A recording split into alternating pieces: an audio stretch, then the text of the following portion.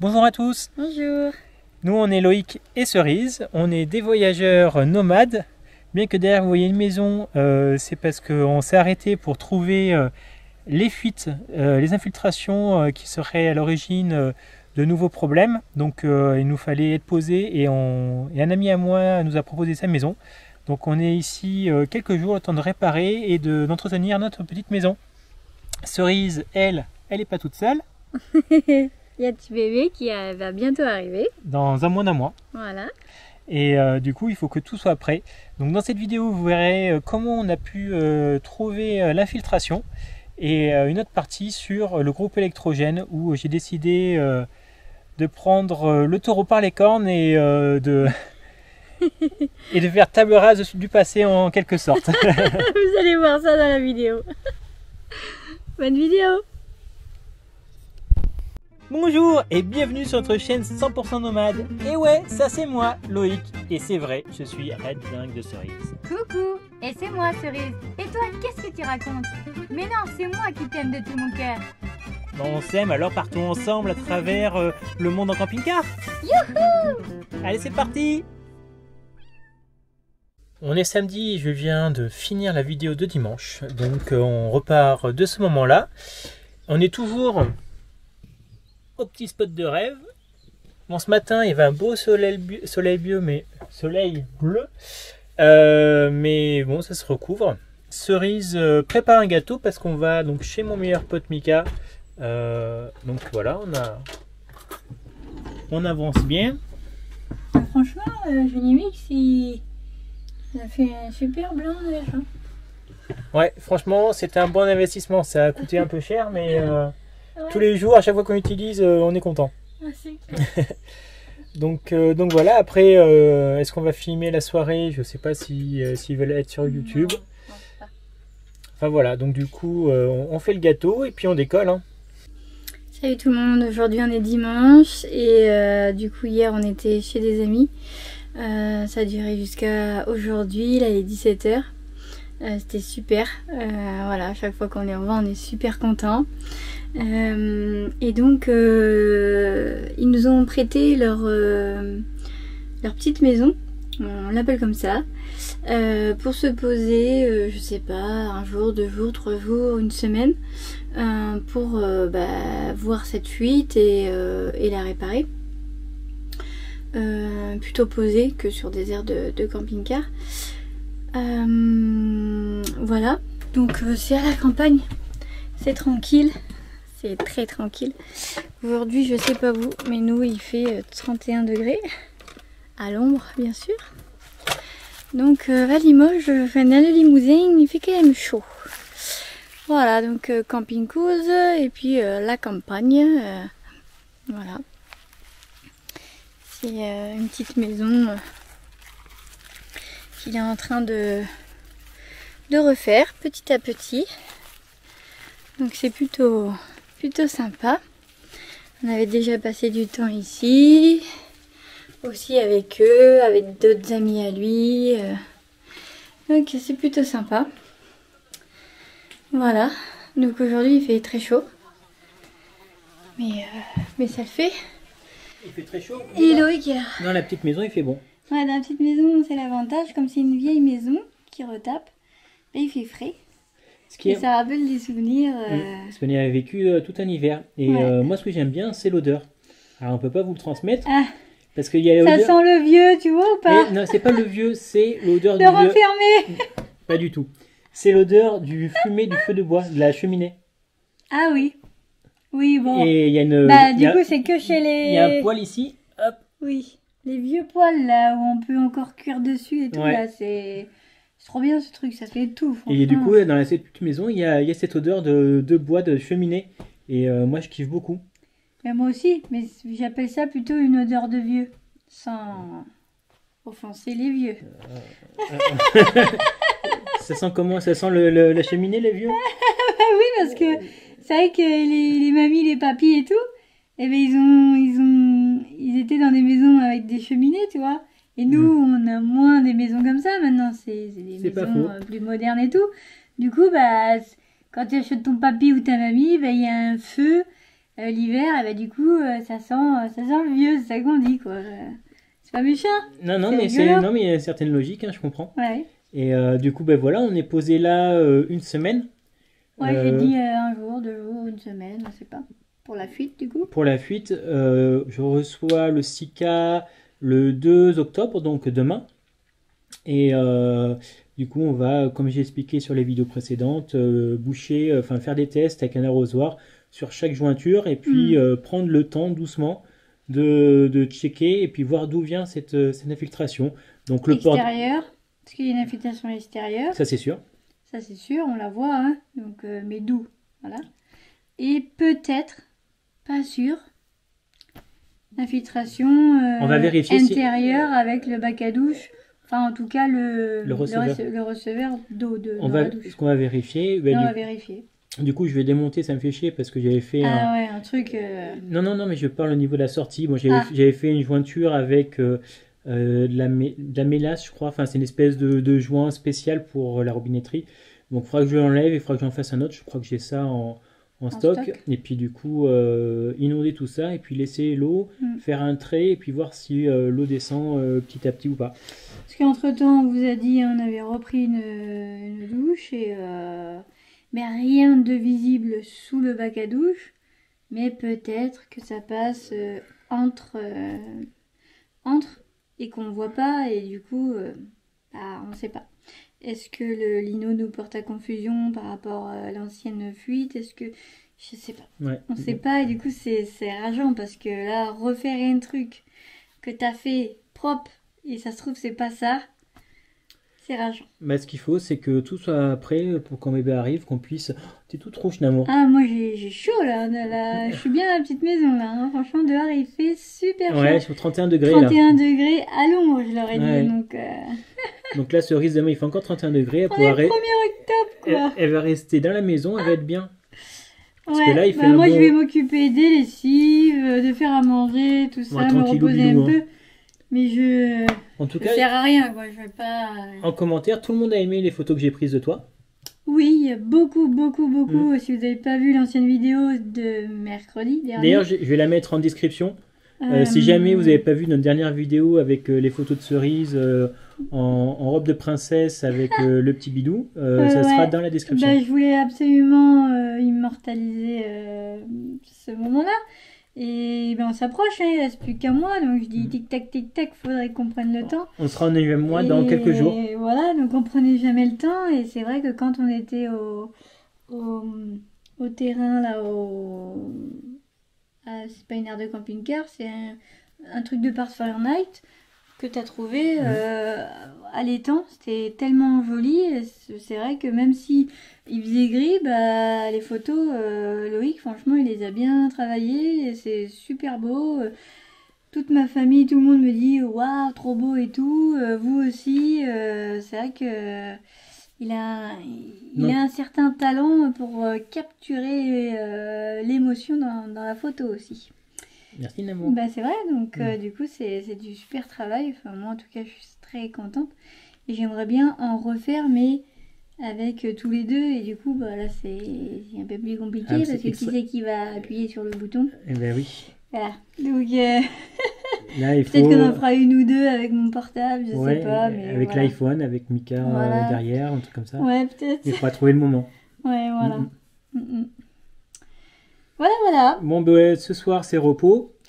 Ouais. Parce que là, bon, il est On se prépare pour déjà la 5h30. Bah oui. Bon, la vidéo est sortie ce matin. Bah, écoutez, j'espère que vous l'avez aimé. En tout cas, il y a eu des commentaires très positifs.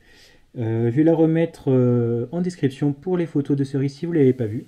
C'est tout à la fin. C'est tout à la fin, mais sinon, toute la vidéo est cool quand même parce que je fais des essais, etc. Il y a des jeux Ouais, il fait des essais vidéo parce qu'on a une autre caméra pour voir un peu quel genre de style on a envie de donner aussi à nos vlogs et voilà. Alors, pour les tests, on va commencer par arroser la partie en bas sans toucher à la trappe des WC. Donc tout ça là, je vais l'arroser. J'ai le tuyau d'eau, voilà, qui fonctionne. Donc bon bah allez, c'est parti.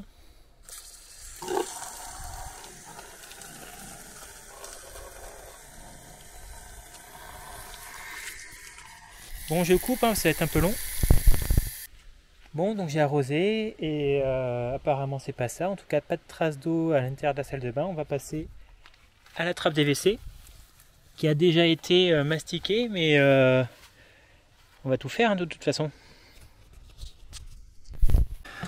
Bon, malgré les joints de Sika que j'ai mis, il semblerait que ce soit bien la trappe de douche, de la trappe de WC qui a un souci. Là, il y a clairement de la flotte. Donc j'ai rejointé ça, j'ai mis un joint Sika autour et j'ai bouché les trous ici. Alors c'est pas le plus esthétique, mais là pour l'instant on est sur il faut que ce soit prêt quand même rapidement parce qu'on sait jamais s'il y a de la pluie qui arrive. Et j'ai remis de l'eau dessus pendant bien 10 minutes, un quart d'heure et plus d'eau. Donc la fuite est résolue, ça venait de cette trappe de WC et je pense que cette fuite, cette infiltration en fait était la cause principale du problème de pourriture sur tout l'arrière du camping-car. Parce qu'en effet en fait ça venait de la charnière. Et du coup, quand on la voit comme ça, on se dit ben, c'est normal, etc. On se dit pas au niveau de la charnière qu'il y a une infiltration. Mais si, donc c'était au niveau de la charnière. Donc les voies internes ne devaient plus faire leur effet ni rien du tout. Là c'est étanche. Je pense que pour la vidéo de dimanche, je vais refaire un test complet en arrosant l'ensemble. N'empêche que je vais essayer, malgré tout, le fait que ce soit étanche, je vais nettoyer tous ces joints ici là, et je vais mettre du Sika en prévention sur cette partie du camping-car. Isis, qu'est-ce que tu en penses? Oui, oh. Elle veut pas être sur YouTube. Hein? Tu veux pas être sur YouTube, ma fille? Cerise, elle est en train de faire la déco. Alors désolé, c'est un peu sombre. Ouais. Faut vérifier.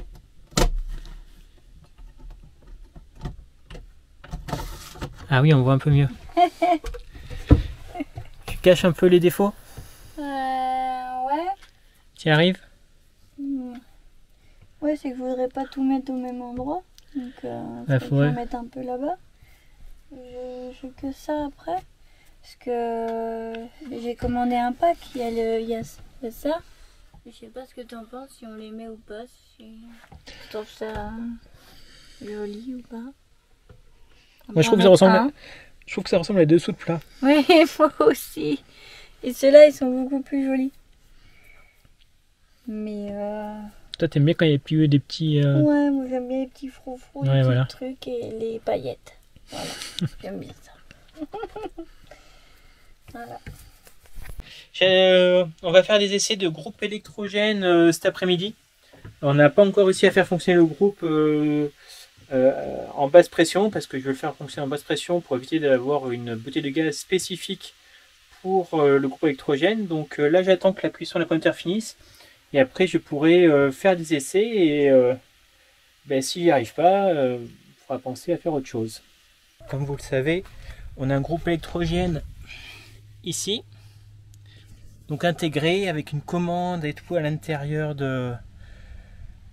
du camping-car. C'est génial, etc. Sauf que j'arrive pas à faire fonctionner, que ce soit avec ça ou en basse pression. Donc ça, c'est la haute pression, il n'y a pas de détendeur. Tac, et ou en basse pression, tout ça parce que les embouts de gaz, j'arrive pas à en trouver. Pourtant je suis allé sur la boutique du gaz et tout machin, et ça veut pas, ça m'énerve, et donc je vais le démonter. Alors sachant qu'il a tourné 77 heures depuis 23 ans, que pour changer l'huile, c'est impossible, il faut tout démonter pour faire une vidange. C'est magnifique comme ça, mais dans la pratique c'est vraiment la merde, tout simplement. Là je suis sûr que l'huile est d'origine, que tout est d'origine là-dedans, il n'y a pas de souci. mais d'un point de vue manutention, c'est vraiment n'importe quoi. C'est pour ça d'ailleurs que tous les anciens proprios ont gardé le même tuyau de gaz depuis 2000 jusqu'en 2023. Je ne savais pas pourquoi et je comprends beaucoup mieux. Je l'aurais peut-être fait aussi si j'avais su à quel point c'était la merde.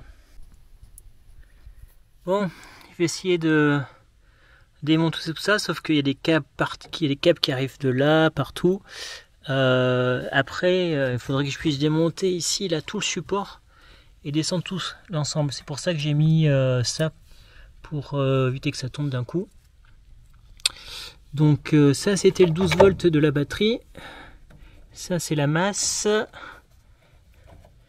Et après, en fait, ce que j'ai essayé de faire, c'est de retirer tous ces câbles là qui me gênent. Parce que là, ouais, je sais pas trop à quoi ça correspond. C'est l'allumage du gaz. Ça, c'est ce qui donne l'électricité à l'ensemble du camping-car.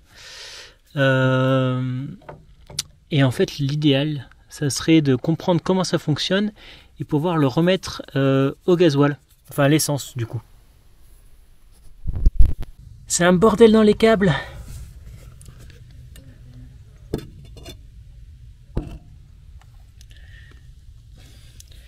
J'avance malgré tout. Mais vous pensez peut-être que je vous montre ça pour le plaisir. Mais non. En fait, je prends des vidéos pour me remémorer si jamais un jour je dois remonter. J'aurai des rushs et je pourrai retrouver sur YouTube comment c'était foutu. Alors là, on voit que ça passe par là, que c'est connecté à ça. Ouais, moi, j'espère pas le remonter un jour quand même. Hein. Bon, j'ai démonté ça là. C'était bien relou. Parce que ce tuyau de gaz là, il va à l'intérieur et j'arrive pas à le démonter. Et il fallait que j'ai un meilleur accès. Bon, j'ai réussi à démonter cette partie là qui était un espèce de démarreur. Et il faut que j'arrive à enlever là ce gros tuyau. J'ai déjà desserré la petite... j'ai déjà desserré ça là, hop, ça bouge. Mais j'arrive pas à enlever le tuyau. Donc là, je vois que j'ai un petit truc. Je vais essayer. Je vais essayer, mais c'est pas gagné. Je l'ai eu. Donc le tuyau, il était là. Et bon, en fait, c'est parti assez facilement quand j'ai mis un tournevis par-dessous. Et vu que c'est vieux comme le monde, et ben, le plastique dessous il était tout rigide, quoi. Donc avec juste un tournevis, j'ai pu le casser. Et voilà. Donc là, normalement, si j'arrive à rentrer tout ça, je pourrais normalement peut-être dégager plus facilement le groupe électrogène. Là, mon petit renard, il a fait une après-midi bien chargée, donc il a enlevé le groupe électrogène, on vous le montrera. Et il est rangé là-bas. Et là, il est en train de ranger ses affaires. Il a plus que bien bossé aujourd'hui, hein, mon chéri, il a fait plein de trucs là, dis donc. Donc là, c'est la fin de journée. Il y a le soleil qui se couche. C'est dommage, vous ne voyez pas en vidéo, mais il est trop beau. C'est orange et tout, mais bon. Ça donne jamais pareil. Et donc on va fermer tout ce qui est fenêtres, etc. de camping-car. Demain il pleut, donc ça sera plus des trucs à faire à l'intérieur. Bonjour à tous. Moi j'ai fait tomber la caméra et le verre de devant s'est cassé. Alors je sais pas s'il va y avoir une modification de la qualité visuelle, mais du coup il y a une belle fêlure au niveau de l'écran. Je suis un peu dégoûté. Bon, c'est comme ça. Là, du coup, j'ai démonté le groupe électrogène du camping-car et je l'ai mis dans l'atelier, on peut dire ça, dans la réserve, atelier. Donc il y avait ça en fait. Je savais pas trop ce que c'était. Je pensais que c'était le bouchon pour faire vidange, sauf que le truc là, le collier était complètement soudé par la rouille, donc j'ai dû le couper. Et en effet, il s'agissait bien de la vidange. Alors je vais vous montrer. Alors désolé pour la qualité vidéo parce que c'est un peu sombre.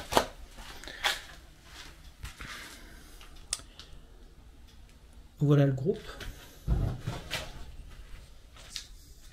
Donc j'ai coupé le tuyau qui sortait là et ça c'est l'huile. Donc l'huile à 23 ans parce que ça a sûrement jamais été démonté. Il va falloir que je trouve une solution pour reboucher ça. Et je suis toujours en cours de réflexion. Est-ce que je fais une modification de ce groupe pour le mettre à l'essence ou alors si j'en achète à nouveau? Alors il y a des côtés positifs et négatifs dans chaque cas. Le côté positif de garder celui-là, c'est que il se range, il rentre correctement dans la soute, même si je vais devoir créer un réservoir qui sera déporté, qui sera lui dans le camping-car. Avec une longue durée qu'essence, ce ne sera pas un souci de le mettre à l'intérieur. Donc voilà. Le prix, parce que la modification avec le changement de carburateur, etc., avec un réservoir, le tuyau, je pense que je ne devrais pas en avoir pour plus de 100 euros. Elle est entre 50 et 100 euros. Un carburateur seul, là, c'est un moteur GX 160 pour les connaisseurs de Honda. C'est un moteur qui est très connu et très répandu, donc c'est pas grave. Enfin, les pièces se trouvent facilement. Et voilà. Donc ça, c'est les côtés positifs. Ah oui, aussi, il délivre 2000 watts. Alors, est-ce que c'est... Alors, c'est un vieux groupe électrogène qui, du coup, n'a pas de système inverteur. Alors, ça, à la limite, c'est pas trop grave. Par contre, c'est niveau consommation, il doit forcément, vu la taille du bousin, il doit forcément consommer plus qu'un truc plus petit. Donc voilà. Et puis aussi le travail pour le faire, dans le sens où là je suis chez mon pote pour démonter ça. Mais si je dois changer de carburateur et faire un système,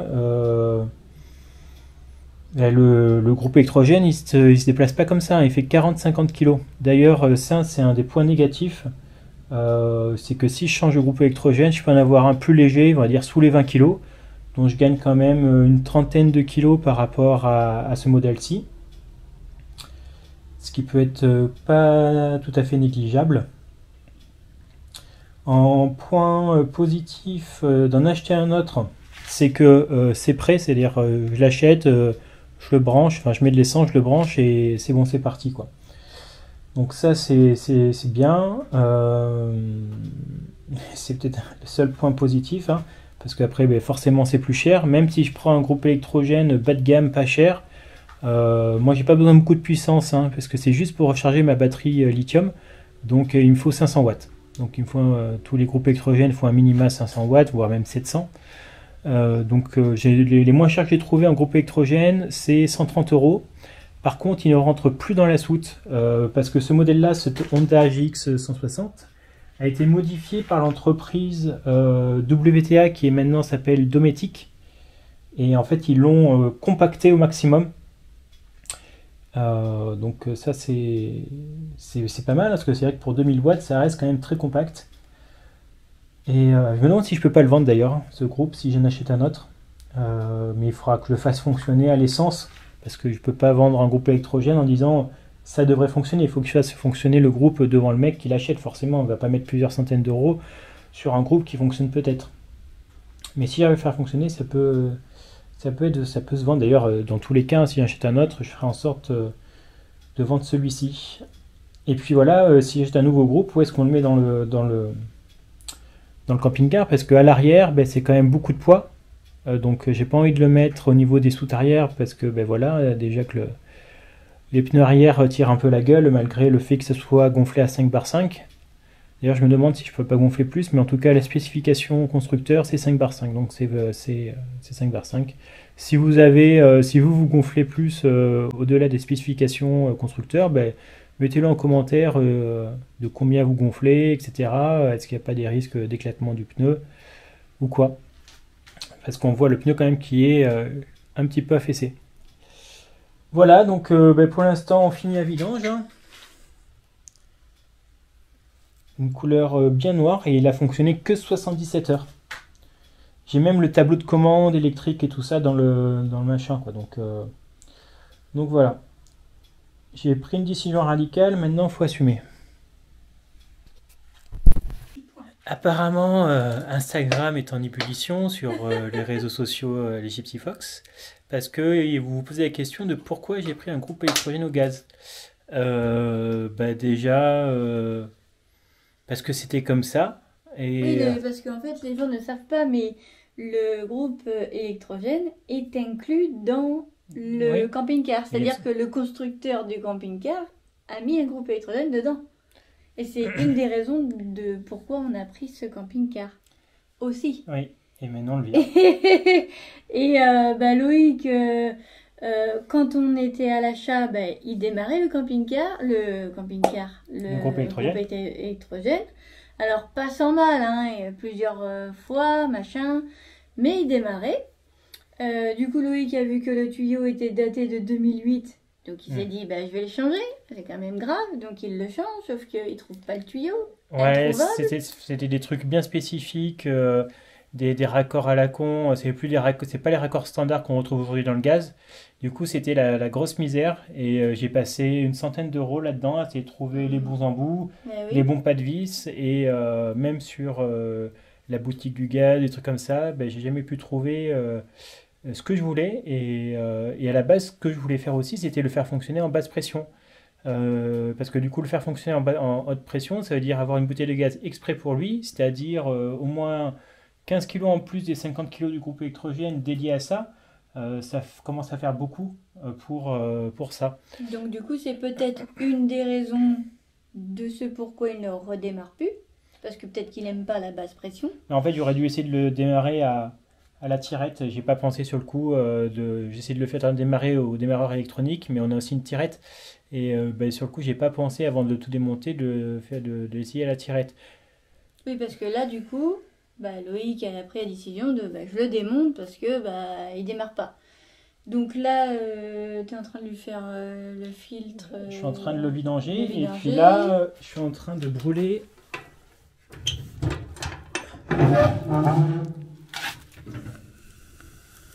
On le voit un peu au milieu là. Je suis en train de brûler un truc, enfin j'essaie en tout cas de le brûler pour essayer de récupérer le bouchon.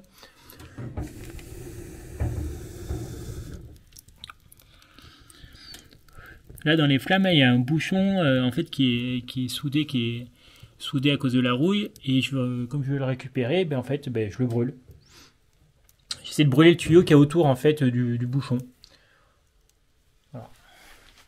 Donc c'est pour ça qu'on posait la question sur Instagram est-ce que c'est possible de récupérer ce groupe électrogène à gaz et de le convertir en essence. Et donc il y a plein de gens sur Instagram qui disent « Ah mais pourquoi vous avez acheté un truc à gaz, c'est dangereux, pourquoi le convertir en essence ?» Bon, il y a plein de gens qui ne savent pas et qui nous proposent d'acheter des batteries nomades classiques. Sauf que nous, on a déjà ce groupe, donc si on peut en faire quelque chose, ça nous fait des économies. C'est pour ça qu'on pose la question de si quelqu'un sait faire, tant mieux. Si on n'a pas de conseils, pas d'astuces, et que nous, on fait nos recherches à côté et qu'on ne trouve pas, oui, en effet, on va voir, on va passer à autre chose. Mais pour l'instant, on essaye de trouver une solution là-dessus. Non, mais après, pour changer le carburant, il faudrait plus juste changer le carburateur. C'est un coût de 20 € en frais de port, c'est pas grand-chose, quoi. Oui, il faut voir si c'est compatible avec ce groupe électrogène. Oui, c'est compatible. Il faut voir où est-ce qu'on le place dans le camping-car pour pouvoir mettre, comme tu dis, l'essence qui va du coup dans le groupe électrogène pour nous fournir l'électricité. Tout ça, quoi. Après, comment ça se ça semble assez simple. Hein. Je sais pas moi. Ça semble assez simple de changer le carburateur. Voilà, après si quelqu'un s'y connaît vraiment, qui l'a déjà fait, ou qui connaît quelqu'un qui l'a déjà fait, c'est clair, nous on est preneurs. À mon avis, ça se fait souvent dans le sens inverse, dans le sens où les gens qui sont à l'essence veulent passer au gaz, et du coup Ici, avant, il y avait la bouteille de gaz qui était allongée, spéciale pour le groupe électrogène. Et ça passait par le trou que vous voyez. Donc moi, je pensais utiliser cet espace-là pour mettre un petit bidon d'essence ou juste là. Est-ce que là, grosso modo, ah oui, là, si on cale, on peut pas, parce qu'on met les cales, on les met à l'intérieur.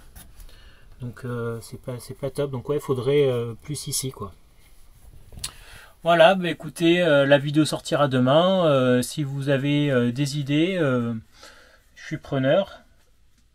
Sachant que notre groupe actuel, il fait 50 cm sur 24 x 33, je crois. Donc c'est vraiment super compact pour donner 2000 watts. Et les groupes électrogènes que j'ai vus, même des moins puissants, ne rentrent pas dans cet espace, quoi. Donc voilà. Bon. Et voilà. Ouais, bonne nouvelle. Ah oui. La filtration est réglée. Enfin. Il n'y a pas de fuite dans la salle de bain. Donc, au niveau du receveur de douche, donc ça c'est aussi une bonne nouvelle. Voilà, on peut prendre des douches. On va quand même. Et il peut pleuvoir. On va quand même continuer à surveiller tout ça. On va pas coller le lino, on va le reposer, mais sans le coller. Comme ça, on peut surveiller. On peut surveiller, comme ça, toutes les semaines, on peut le décoller, vérifier avec notre testeurs d'humidité si tout va bien. Et puis la vidéo de dimanche prochain, vous allez voir que Loïc, du coup, il va s'atteler à l'extérieur du camping-car, à tous les joints. Et donc, il y a du boulot. Ouais. Allez, à dimanche les amis. Salut, salut!